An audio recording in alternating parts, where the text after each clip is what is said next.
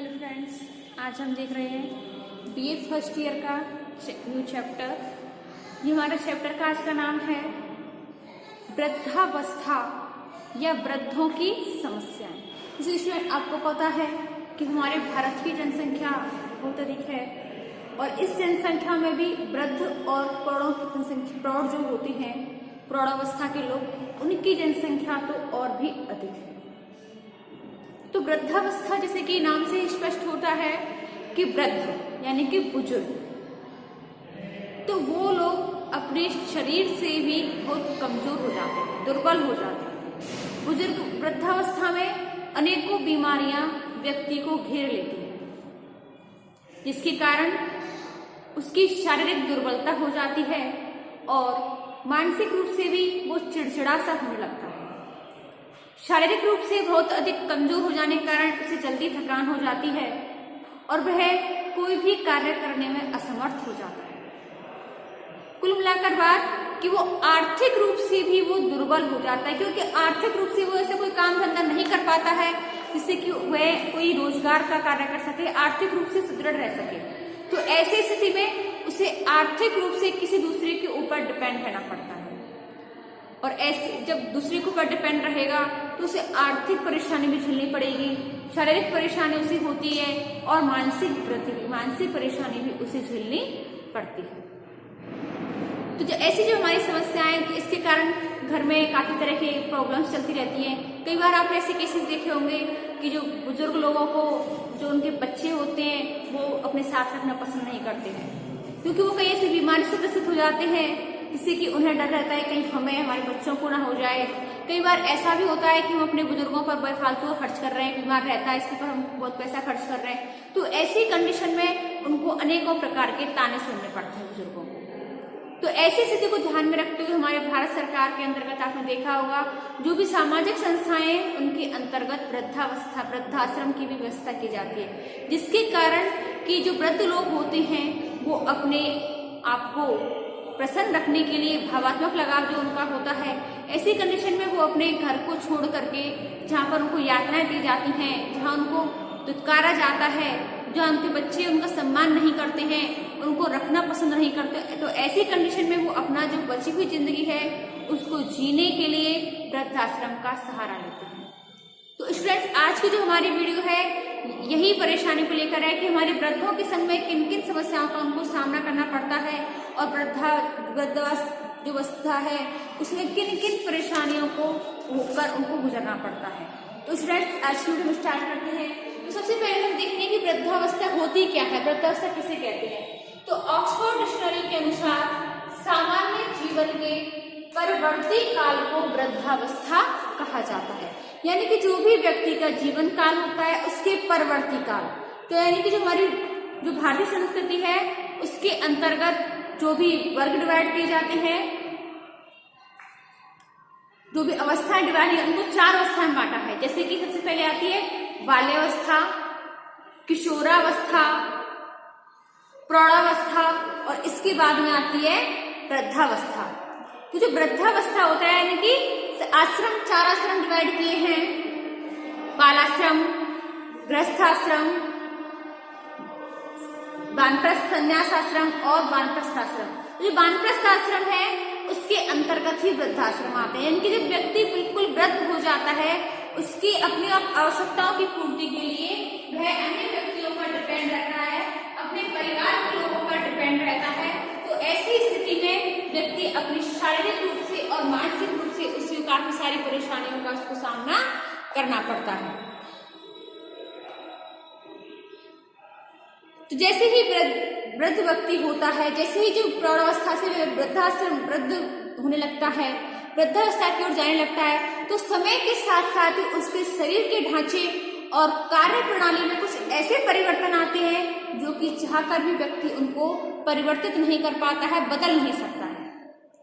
वह कई ऐसी बीमारियों और अनेकों कारणों की वजह से सभी लोगों में वृद्धावस्था संबंधी परिवर्तन दिखाई देते हैं। एक जो निश्चित अवस्था होती है, उस अवस्था के पश्चात आयु में जैसे जैसे बढ़ोतरी होगी और मृत्यु की संभावना जैसे जैसे बढ़ती जाती है,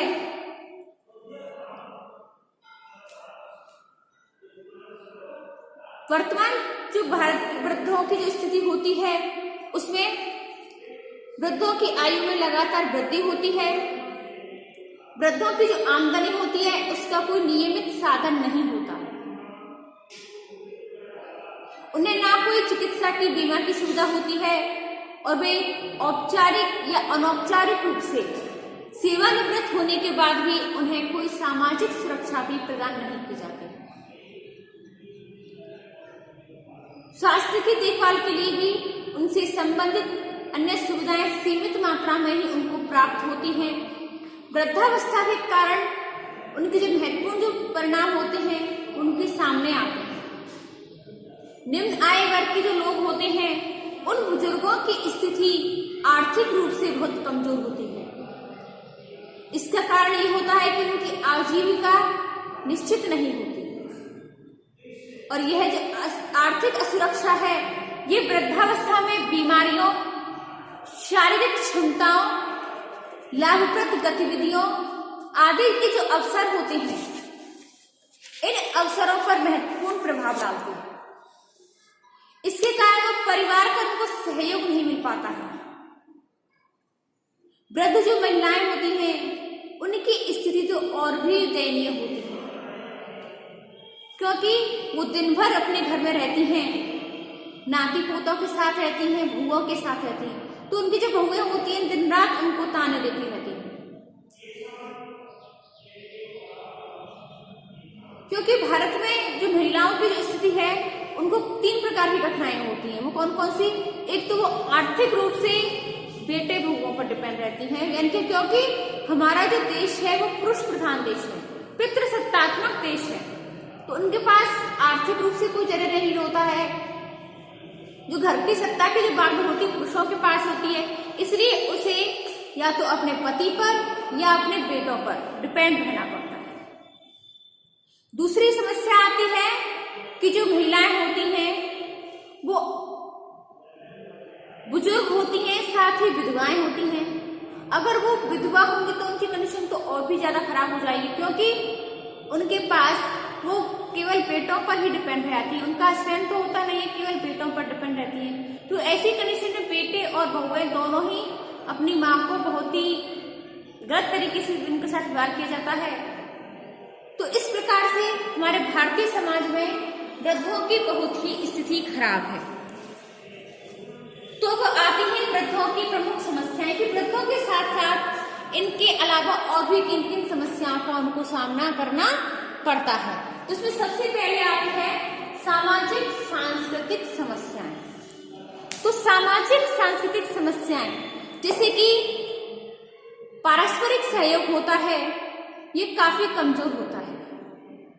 इसके कारण जो लोग होते हैं वो नगरीकरण, आधुनिकीकरण, आतंकवाद, गरीबी और आर्थिक सुरक्षा जैसे तनाव जो होते हैं उनके लिए उत्तरदायी होते हैं। पारिवारिक संसाधनों की कमी होने की वजह से ही बुजुर्गों को भार के रूप में देखा जाता है कि ये हम पर बोझ बन गए हैं। भारत में गरीबी और निम्न आय होती है। इसके कारण वृद्ध लोग अपने पुत्रों और अपने परिवार के अन्य सदस्यों पर आश्रित हो गए। पुरुषों की तुलना में स्त्रियों की स्थिति बहुत ही खराब है क्योंकि पुरुषों के पास तो फिर भी थोड़ी बहुत आर्थिक स्थिति होती है, आर्थिक रूप से इनके पास कुछ होता है, परंतु स्त्रियों के पास जो विधवा स्त्री होती है उनकी स्थिति तो बहुत ही चिंता का विषय है क्योंकि वो तो अपने पुत्रों पर ही डिपेंड होती हैं, आर्थिक रूप से अपने पुत्रों पर ही आश्रित होती हैं।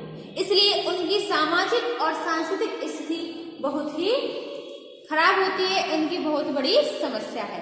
दूसरी आती है स्वास्थ्य संबंधी समस्या।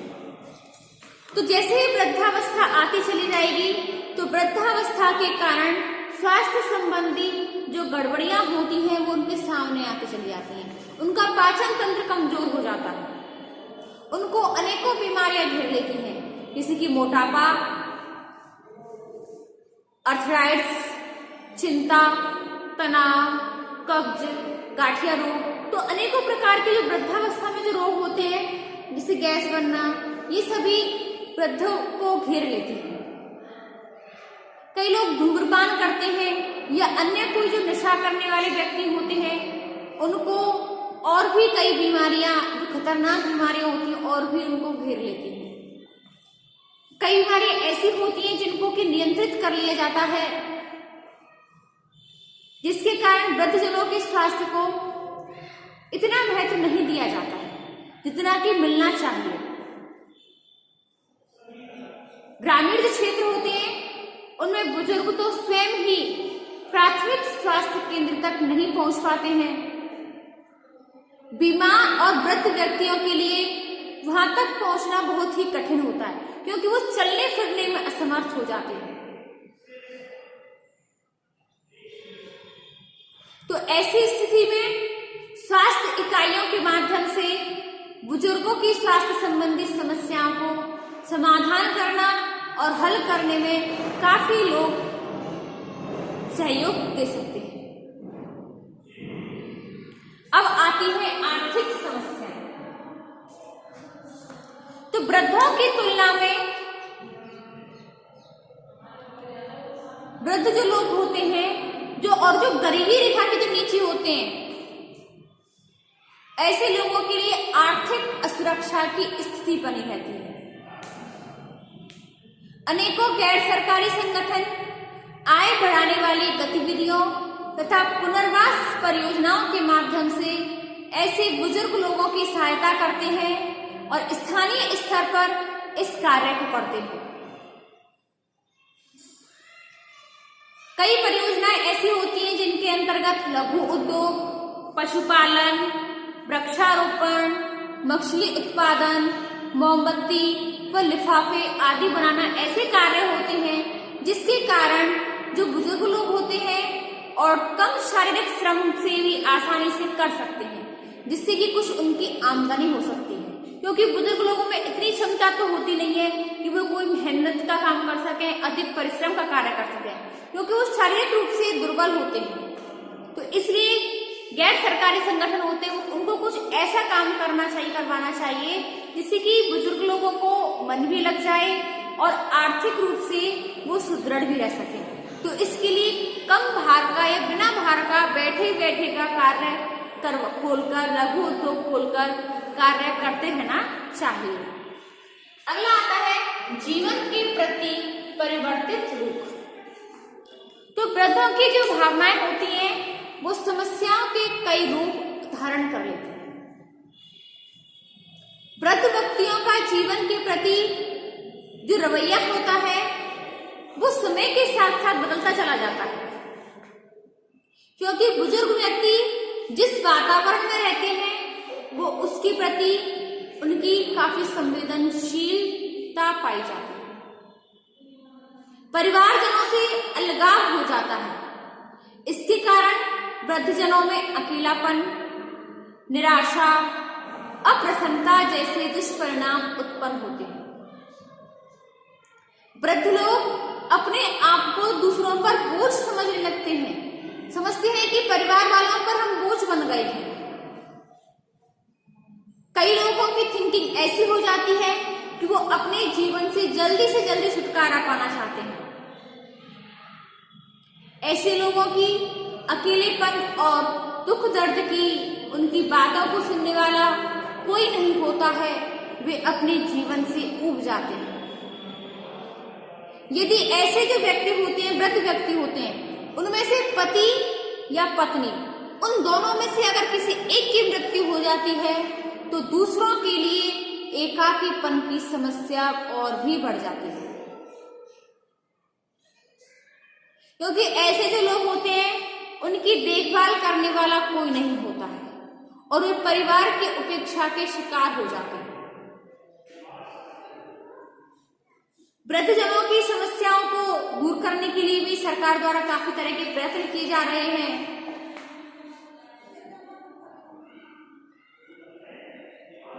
कई बार आपने देखा होगा कि रेलवे में भी उनको काफी छूट दी जाती है।